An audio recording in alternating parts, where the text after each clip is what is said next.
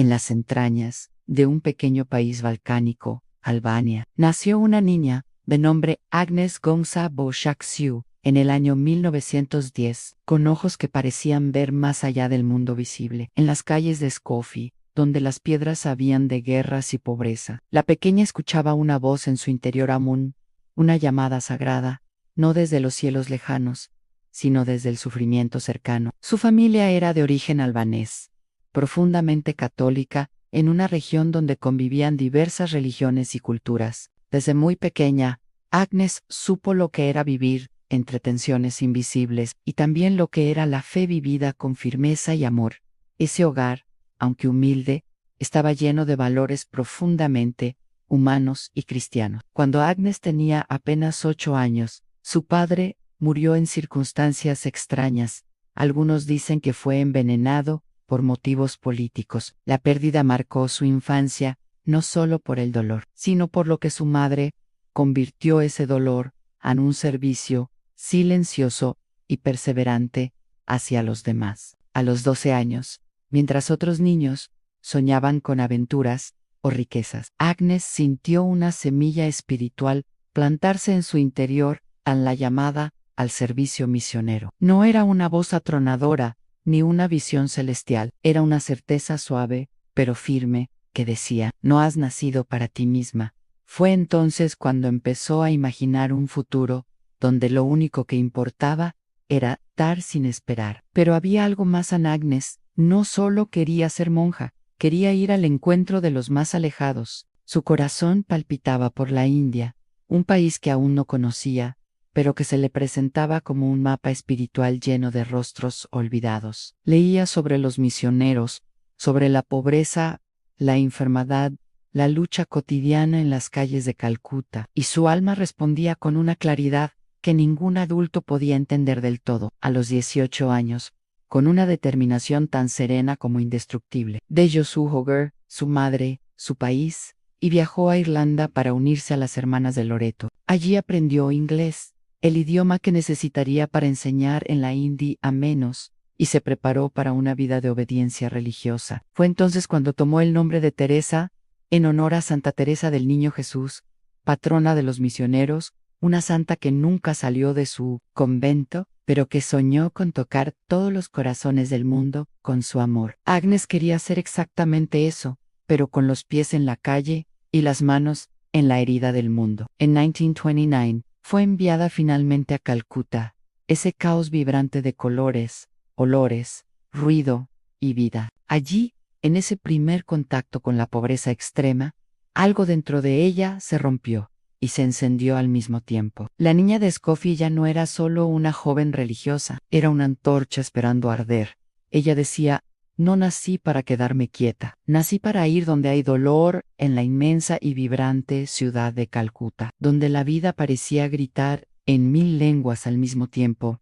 Teresa, ahora, una joven hermana de la congregación de Loreto, llegaba con un corazón lleno de certezas y una maleta modesta, llena de ideales. Era 1929, el sol caía pesado sobre los tejados. Los rickshaws chirriaban sobre las piedras calientes, y en cada esquina había niños, polvo y dolor. Pero también había risas, vida, esperanza y Teresa. En medio de todo eso, no era más que un aprendiz de servidora. Fue asignada a enseñar geografía e historia en la escuela secundaria para niñas de Santa María. La disciplina era rigurosa. El aula era su universo, y su voz, aunque suave, tenía un extraño poder de hacer silencio en las mentes inquietas de sus alumnas. Les enseñaba los ríos del mundo, las cordilleras del planeta, las capitales del globo, pero algo dentro de ella comenzaba a sospechar que las montañas que debía escalar no estaban en los mapas, sino más cerca, justo afuera. Desde las ventanas del convento, veía los barrios marginales, los slums, que trepaban como heridas abiertas entre las estructuras coloniales, y cada día, al cruzar las calles, veía a personas abandonadas como escombros humanos, a moribundos, leprosos, niños hambrientos, madres sin fuerza para llorar. India era entonces un país al borde de la independencia, desgarrado por conflictos religiosos, políticos y económicos. Las calles eran, muchas veces, cementerios vivos, y fue entonces, en ese escenario tan sobrecogedor, que ocurrió lo que ella más tarde describiría como el llamado dentro del llamado. Era el 10 de septiembre de 1946, día en que abordó un tren con destino a Darjeeling para realizar un retiro espiritual. No era la primera vez que viajaba, pero ese día, el viaje no ocurrió solo sobre rieles, ocurrió hacia lo profundo de su alma. En medio del trayecto, Teresa sintió una experiencia interior tan poderosa, tan clara, tan penetrante, que no pudo ignorarla, una llamada directa de Cristo, no para continuar enseñando en el colegio, sino para salir a las calles y vivir entre los más pobres de los pobres. No fue una visión con ángeles ni coros celestiales, fue un susurro ardiente que le decía Amben, Semiluz, llévame a los tugurios más oscuros, a los moribundos, a los no amados. Tengo sed. Estas tres palabras, tengo sed, quedaron grabadas en ella como una llama imposible de apagar. Jesús, en su pasión, había dicho eso mismo en la cruz. Ahora, Teresa sentía que él seguía teniendo sed, pero no de agua, de amor, de presencia, de servicio, en aquellos que el mundo ya no miraba. Volvió del retiro transformada, pero su verdadero viacrucis apenas comenzaba. Pidió a sus superioras que la dejaran salir de la congregación de Loreto para fundar una nueva obra, una misión sin paredes, sin pupitres, sin estructuras formales.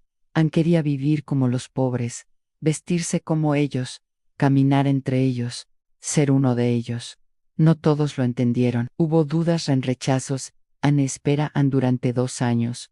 Vivió una de las etapas más duras de su vida. Esperó en silencio el permiso del Vaticano para abandonar la seguridad del convento y lanzarse al abismo del abandono. Era una mujer sola, diminuta, sin dinero, sin protección institucional, esperando poder vivir entre los olvidados. Finalmente, en 1948, el Papa Pío XII le concede el permiso. La hermana Teresa de Loreto dejó atrás el aula, el hábito negro, el convento, y vistió un simple sari blanco con bordes azules, igual al de las mujeres humildes de Calcuta. Con un breve curso de medicina básica, una fe colosal y una sonrisa que parecía derrotar a la misma muerte. Salió por primera vez a las calles como una mujer libre de todo, excepto del amor. Así comenzó su verdadero apostolado, Ann, no con grandes sermones, sino con pequeños actos de compasión radical. En los primeros días caminaba sola por los barrios más empobrecidos,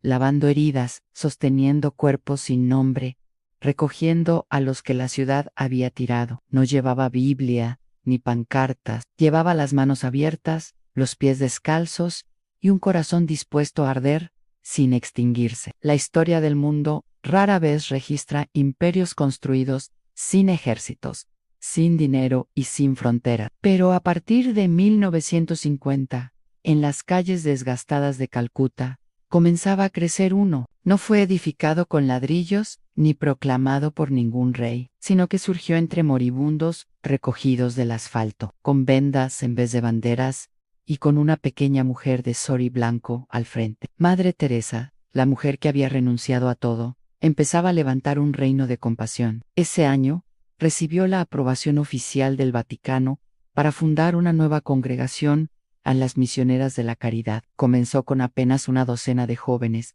muchas de ellas sus exalumnas. El lema era simple, pero radical: amar y servir a los más pobres entre los pobres.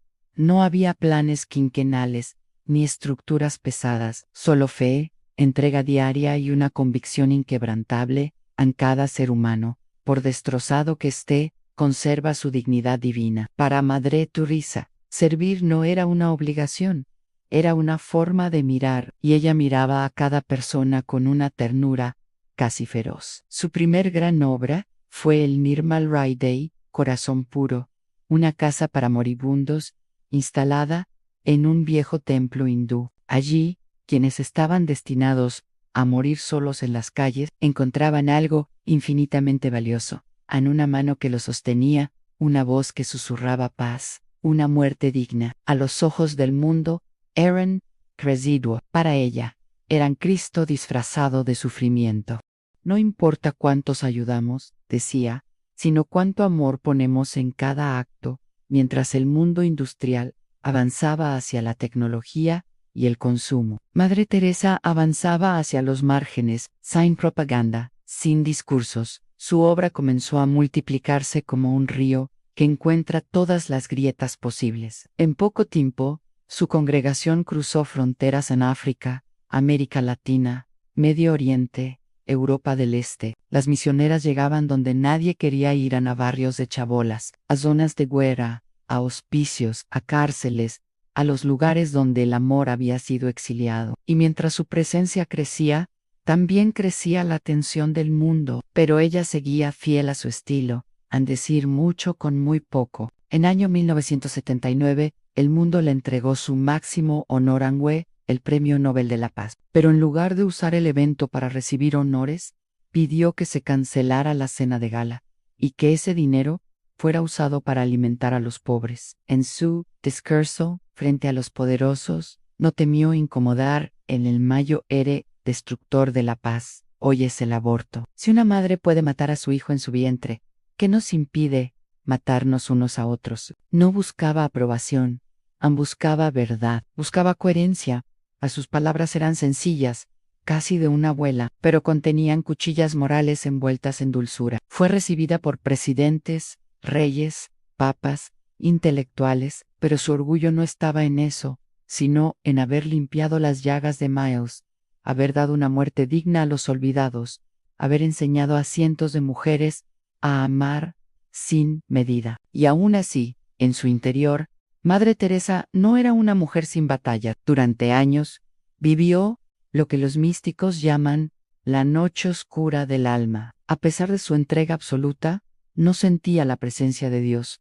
Su oración era seca. El cielo parecía mudo. En cartas privadas publicadas después de su muerte, confesó sentirse vacía, sola, incluso abandonada por Dios, pero siguió amando, sirviendo, sonriendo. Aunque no sienta a Dios, me entrego a Él en cada pobre, en cada árida, en cada sonrisa que devuelvo ahí, reside su verdadera grandeza, no en el gozo, sino en la fidelidad, no en el reconocimiento, sino en el abandono radical. Madre Teresa no vivió como una santa de vitral, vivió como una llama constante bajo el viento del mundo, sin apagarse, sin rendirse, sin exigir recompensa. A lo largo de su vida, fundó hospicios, orfanatos, centros para enfermos de SIDA, leprosos, mujeres maltratadas, y cada obra era un eco del mismo principio. Nadie está demasiado roto como para no ser amado. A finales del siglo XX, ya anciana y frágil, seguía viajando, hablando, tocando cuerpos enfermos con la misma reverencia con la que otros tocan reliquias. En ella, la caridad no era un gesto de compasión, era una vocación absoluta, encarnada, irreversible. Y así, mientras otros construían monumentos de piedra, Madre Teresa había levantado un imperio invisible de misericordia, esparcido por más de 130 países, sostenido por miles de hermanas, hermanos, voluntarios y personas que habían sido tocadas por su luz. Cada historia que vale la pena contar tiene un final. Pero algunas, como la de Madre Teresa, no terminan cuando el corazón se detiene. Terminan cuando la semilla plantada en la oscuridad comienza a florecer en miles de manos. La última década del siglo XX trajo consigo un mundo en transformación, avances tecnológicos, nuevas guerras, promesas globales, crisis morales. Y en medio de ese torbellino, una mujer diminuta, frágil como una rama seca y poderosa como un terremoto, seguía caminando por hospitales, zonas de guerra, casas para moribundos, con una sonrisa que no se rendía y una voz que aún susurraba: hazlo por amor, hazlo aunque duela, hazlo aunque estés solo. Pero la Madre Teresa ya no era joven. El cuerpo, ese instrumento fiel, comenzaba a mostrar grieta. Había sufrido varios problemas de salud, ataques cardíacos, malaria, neumonía, fatiga extrema. Cada vez que la vida la detenía, ella se levantaba con más fuego, hasta que finalmente, en 1997, el cuerpo dijo basta. El 5 de septiembre, en la sede central de las Misioneras de la Caridad, En Calcuta, Madre Teresa exhaló su último suspiro. Tenía 87 años. El corazón del mundo pareció detenerse por un segundo, no solo por lo que había hecho, sino por lo que había significado, un faro de compasión en medio de un siglo lleno de sombras. Su muerte coincidió, casi poéticamente, con la de la princesa Diana, ocurrida solo unos días antes. Dos mujeres, una en la opulencia, otra en la pobreza, una con fama global, la otra con fama a pesar suyo, ambas unidas por su compasión hacia los más vulnerables. Fue como si el mundo perdiera dos manos maternales al mismo tiempo. Pero la historia secreta de Madre Teresa aún guardaba un último acto. Después de su muerte, salieron a la luz cartas privadas escritas durante décadas a sus confesores y directores espirituales. En ellas se revelaba una verdad devastadora. Durante casi 50 años, Madre Teresa vivió en una profunda oscuridad espiritual. No sentía consuelo, ni presencia de Dios, ni certeza en la oración. Era como si la voz divina que la había llamado en aquel tren hacia Darjeeling se hubiera apagado, dejándola caminar a ciegas entre los muertos, con fe, pero sin consuelo. En mi alma siento ese terrible vacío. Dios no me quiere, Dios no está allí, pero lo más asombroso es que nunca se detuvo. No dejó de amar, de servir, de arrodillarse junto a un moribundo, de sostener la mano de un niño sin madre, de repetir sonriendo a la paz, comienza con una sonrisa para muchos. Esta confesión fue un escándalo. Para otros una revelación sagrada. La fe de Madre Teresa no fue un camino cómodo de certeza, sino una decisión diaria de amar en la oscuridad. Su grandeza no fue sentir a Dios, sino actuar como si Dios estuviera en cada ser humano, incluso cuando no lo sentía en ella. Así, su figura trascendió aún más. Ya no era solo una santa de los pobres, era una mártir del silencio de Dios, una testigo de que el amor verdadero no necesita recompensa ni respuesta. En 2016, fue canonizada como Santa Teresa de Calcuta por el Papa Francisco, pero para millones de personas, ese título fue apenas una formalidad. Ella ya era santa desde el día que curó la llaga del primer leproso, desde el momento en que vio a Cristo en el rostro de un indigente. Su legado hoy vive en más de 5.000 hermanas, cientos de casas en más de 130 países, y en las almas de aquellos que, inspirados por su vida, decidieron mirar a los otros con misericordia. Pero más allá de la obra concreta, Madre Teresa dejó algo más difícil de medir, un nuevo estándar de amor incondicional. Nos enseñó que servir no es dar lo que sobra, sino darse entero. Que la pobreza más cruel no es la económica, sino la soledad, el abandono, el no ser amado. No olvides suscribirte y activar la campanita. Nos vemos en el próximo video.